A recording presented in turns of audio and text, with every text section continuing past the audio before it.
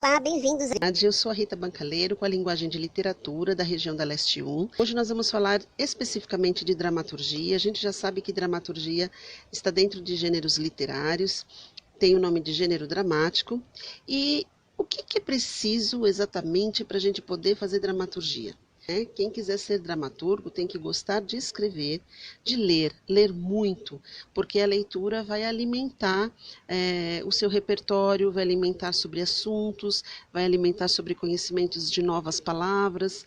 Então, ler é muito importante. Eu preciso também ter um mínimo de conhecimento sobre a forma da escrita dramatúrgica e do universo teatral. Esse gênero foi criado lá na Grécia Antiga, que é um texto para encenar, cuja palavra principal é a ação. Aliás, drama em grego significa ação. Dramaturgia é o ofício que requer técnica e habilidades específicas de elaborar um texto cujo objetivo é transportá-lo para o palco, para ser encenado, em diálogos ou em monólogo. Mas só serve para o teatro a dramaturgia? Será? Não, ela está presente em toda a obra escrita para as artes cênicas, ou seja, em roteiros cinematográficos, em telenovelas, que a gente chama de teledramaturgias, em sitcoms, que são programas de comédia televisivos bem famosos nos Estados Unidos, ou em minisséries, ou seja, qualquer arte que requer ator e atriz. Quem se dedica a essa tarefa é o dramaturgo, que não é regulamentado oficialmente como uma profissão por não ter uma formação acadêmica específica para essa função. Ou seja, a maioria dos dramaturgos ou são formados em letras, ou em jornalismo, ou em alguma área do teatro, como atuação, direção, etc. Ou simplesmente por intuição, por dom, por conseguir transportar para o papel, em diálogos, o que se quer mostrar do mundo para o mundo. E sendo assim, essa pessoa pode atuar em todos os gêneros da escrita. Ela pode escrever comédia, tragédia, drama histórico, melodrama, farsa, até teatro musical ou fazendo adaptações de obras que já existem. Existem alguns elementos que devem conter na estrutura deste texto dramático. Eu tenho que ter um protagonista, que é o personagem central da ação. Eu tenho que ter um antagonista, que é um personagem que se opõe ao protagonista. Outros personagens relacionados ao protagonista e ao antagonista. Eu posso ter um narrador, um coro. Um coro seria um conjunto de atores que comentam as ações ao longo da peça, que podem representar um povo ou um grupo. Vejam bem, esse protagonista e esse antagonista não significa apenas duas pessoas, um e um. Exemplo de Romeu e Julieta, eu tenho dois protagonistas e dois antagonistas. Os protagonistas seriam Romeu e a Julieta e os antagonistas seriam as duas famílias. Então percebam que eu tenho protagonistas, pessoas individuais, e tenho antagonistas, grupos. Então isso pode variar muito, tá? Isso pode depender muito da estrutura que está se escrevendo. Esses outros personagens também não têm um número fixo. Eu posso ter uma peça teatral com 2 personagens, 3, 10, 20, 50, ou posso ter com um só, que seria um monólogo. Eu posso ter narrador ou não, e coro ou não. Então, o que eu preciso mesmo são protagonistas e antagonistas para que eu tenha o conflito, mas de resto eu posso variar. O gênero dramático também tem algumas características específicas dele. Então, é um texto em forma de diálogos, né? Ele é dividido em atos ou em cenas.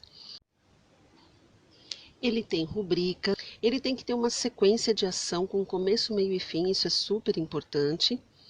O cerne da ação é o conflito, que eu acabei de comentar, que a gente vai falar um pouquinho mais logo à frente.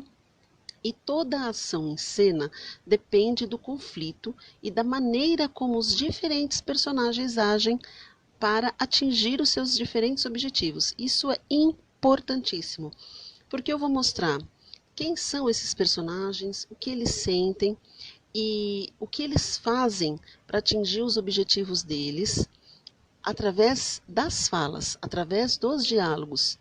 É isso que difere toda a escrita dramatúrgica de qualquer outra escrita, certo? Outra coisa também, esses diálogos, eles podem ser de um ator com outro, né, de um personagem com outro, ele pode ser de um personagem com a plateia, ele pode ser dele com ele mesmo, se for um monólogo, Não necessariamente eu preciso ter duas pessoas em cena para escrever um texto dramático. Essa divisão de atos e cenas também é bem... Eu posso ter um texto dividido em atos ou não. Em cenas, sim. Se tiver muitos diálogos, muitos personagens. Mas se for um monólogo, talvez não. Talvez eu, dramaturgo, escreva um monólogo direto e quem for interpretar esse texto faz, nos seus estudos, a sua própria divisão.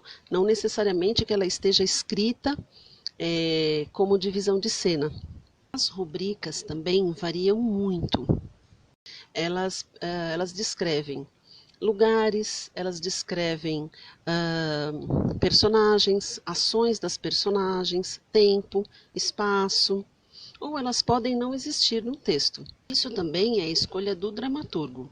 Ele pode resolver colocar rubrica em tudo ou apenas sinalizar algumas coisas. Vai depender do estilo de quem está escrevendo também. A sequência da ação, isso tem que ter de qualquer jeito. Todo texto teatral tem que ter começo, meio e fim. Pode começar ao contrário? Pode começar pelo fim, depois ir para o meio e para o começo? Sim, eu posso inverter as ordens, mas eu tenho que ter em mente o que é o começo da minha história, o que é o meio da minha história e o que é o fim. Como a gente está falando bastante de conflito, vamos nos aprofundar um pouquinho mais. O que seria o conflito, né? Segundo o dicionário, é um substantivo masculino, é a ausência de concordância, simplesmente.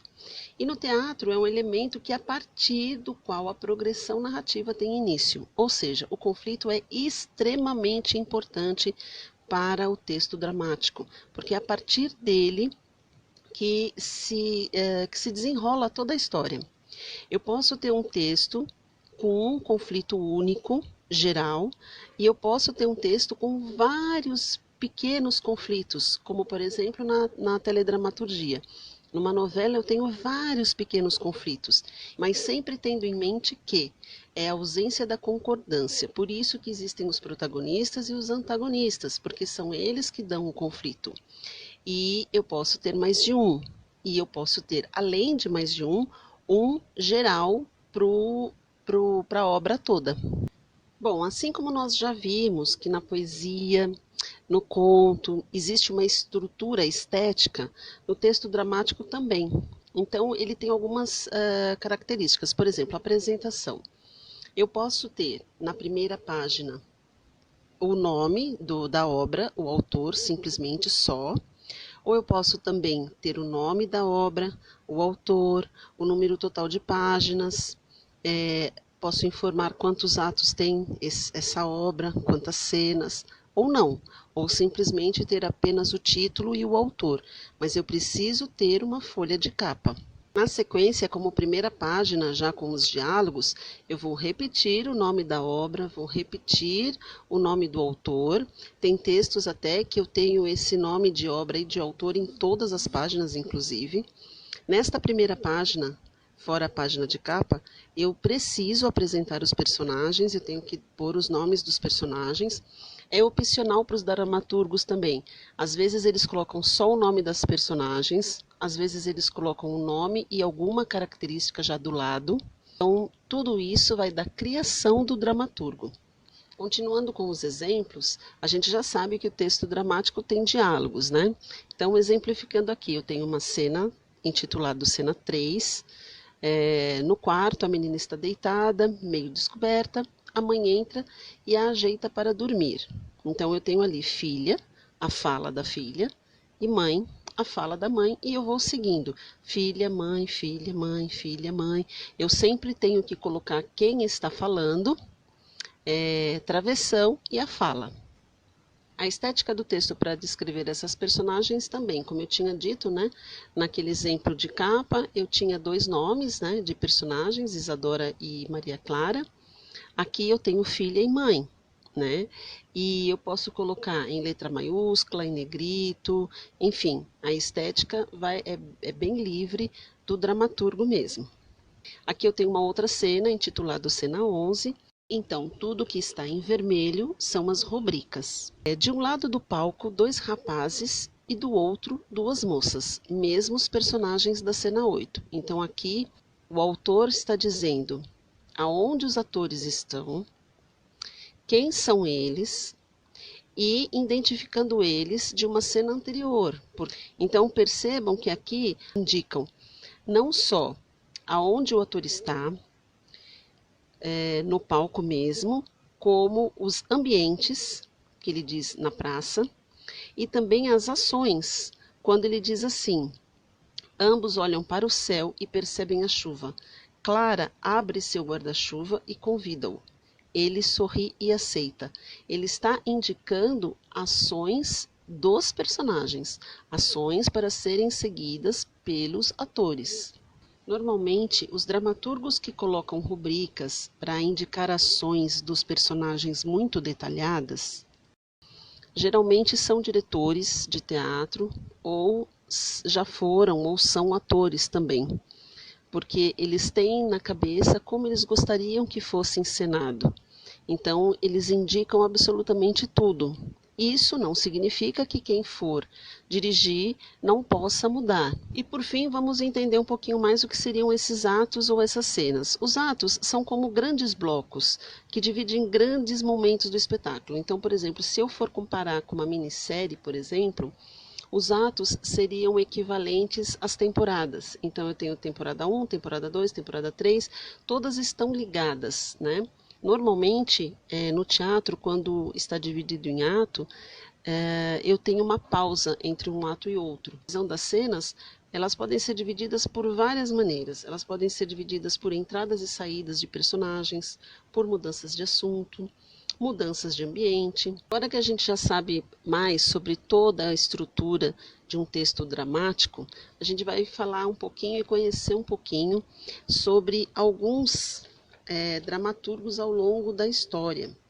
Então aqui vocês têm da esquerda para a direita, de cima para baixo, vocês estão vendo o Sófocles, Eurípides, Ésquilo, Plauto, Menandro e Aristófanes. Depois eu vou dar uma passadinha aqui pelo teatro mundial, porque não tem como falar de dramaturgia sem falar dos grandes dramaturgos. Eu tenho Shakespeare, que foi inglês, que viveu entre 1564 e 1616, Molière, francês, 1622 a 1673, Calderón de la Barca, espanhol, que viveu entre 1600 e 1681, Samuel Beckett, 1906 a 1989, foi irlandês, August Strindberg, de 1849 a 1912, sueco, Tennessee Williams, 1911-1983, nasceu nos Estados Unidos, Bertolt Brecht, em 1898 a 1956, alemão, e, por último, nesta página, Arthur Miller, 1912 a 2005, também norte-americano. Seguindo nossa sequência de dramaturgos pelo mundo, Rainer Miller, 1929 a 1995, alemão. Henrik Ibsen, 1828-1906, norueguês. Eugene O'Neill, 1888-1953, nascido nos Estados Unidos. Anton Chekhov, 1860-1904, russo. Frederico Garcia Lorca, esse rapazinho bonitão, 1898-1936, espanhol. E por último, nesta página, Luigi Pirandello, 1867 a 1936, italiano. E no Brasil? Então eu tenho, novamente, da esquerda para a direita, de cima para baixo, Gil Vicente, Machado de Assis, Martins Pena, Arthur Azevedo, Corpo Santo e José de Alencar. Mário Brazini, Nelson Rodrigues, Ariano Suassuna e Dias Gomes. Plínio Marcos, Augusto Boal, Antônio Bivar, Milor Fernandes, Naum Alves de Souza e Mauro Razzi. Todos esses já em memória, infelizmente. O gênero dramático ele sempre acompanhou a história da humanidade desde as encenações ritualísticas, tribais e religiosas até o teatro contemporâneo. E não é diferente com esses dramaturgos. Eles contaram mesmo, se vocês conseguissem ler pelo menos uma obra de cada um deles, dos brasileiros, vocês podem perceber tudo o que está acontecendo no país através das obras desses gênios, né? E aí a gente chega e ainda estão com a gente Chico Buarque, Marcos Caruso, Miguel Falabella, Oduvaldo Viana Filho, Mário Bortolotto e o mais recente Jô Bilac. Eu mostrei para vocês, desde a Grécia Antiga até os dias de hoje, 41 nomes de dramaturgos famosos. E não são todos, tá? São alguns dos principais. 41 nomes. Nada incomodou vocês? Vocês perceberam que não tinha nome de mulher? Pois é, a primeira dramaturga mulher foi a Maria Angélica Ribeiro, que viveu entre 1829 a 1880. Pioneira na cena teatral brasileira no gênero feminino, foi a primeira mulher brasileira a escrever dramaturgia. E, mais recente, Lúcia Benedetti, ela foi contista, escritora de literatura infantil, romancista, teatróloga, cronista e tradutora brasileira. Ela escreveu, além de teatro adulto, também teatro infantil. Ela ganhou 4 prêmios, um com conto pela Academia Brasileira de Letras e 3 prêmios com peças teatrais infantil. Mas vamos combinar que no meio de 41 nomes masculinos, será que não existiam dramaturgas mulheres? Ou será que existiam e elas não tinham espaço? Tá aí uma pesquisa para vocês fazerem. E aí a gente chega nos contemporâneos, nos dramaturgos contemporâneos do Brasil. Começo a ter 4 nomezinhos de mulher, mas também ainda é minoria. E mais recentemente, Leonarda Gluck e Ave Terrena, que são trans e dramaturgas. Bom, para encerrando o nosso encontro, fica aí uma sugestão de atividade, além da que eu sugeri ali atrás, sobre a pesquisa de mulheres na dramaturgia, e também sobre negros na dramaturgia, porque também não sei se vocês perceberam, só Machado de Assis e Jô Bilac que foi citado. Então fica aí uma dica de pesquisa para vocês, mulheres dramaturgas e negros e negras, ok? Sugestão de atividade, a gente falou sobre algumas características, mas a gente não demonstrou o conflito. Então eu tenho aqui uma cena 3, que é da mãe e da filha, e eu gostaria que vocês lessem e me dissessem qual é o conflito dessa cena. Aonde está o conflito ou os conflitos? E aí vocês podem me passar, acessando a descrição desse vídeo, em contato comigo, para acompanhar as postagens da equipe Leste 1, para acompanhar toda a publicação da edição 2020 do Vocacional, para se aprofundar nas pesquisas. Lá vão ter vários links, tá? Sobre esses autores que eu falei, sobre esses dramaturgos. Então fica aí essa dica também, para que você leia bastante e entre nesse universo. E bom trabalho. Até o próximo encontro.